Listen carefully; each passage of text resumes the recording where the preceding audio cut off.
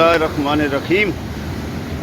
इस वक्त मैं खड़ा हूँ सेंट स्पिट मनोड़ा रोड पे और यहाँ इस टाइम पे समंदर की ये पोजीशन है कि लहरें कम से कम 8 से 10 फुट ऊंची लहरें हैं और पानी जो है समंदर से बिल्कुल ओवर होके बाहर रोड की तरफ निकल रहा है। और ये आप देख सकते हैं लहरों की पोजीशन। और समंदर इस टाइम पे फुल अरूज पे है और अभी तकरीबन 12 बजे ये इससे मज़ीद बढ़ेगा।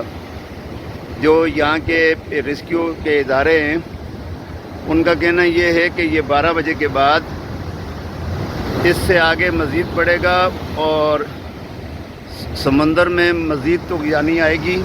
ये आप देख सकते हैं कि पानी की क्या पोजीशन है और कितनी फुट ऊंची लहरें जो है। हमारी जो चौकी है यहाँ सेंट स्पिट ये भी सेफ नहीं है, पानी उसके अंदर भी दाखिल हो गया है और पानी का बहाव भी जो है वो काफ़ी तेज़ है।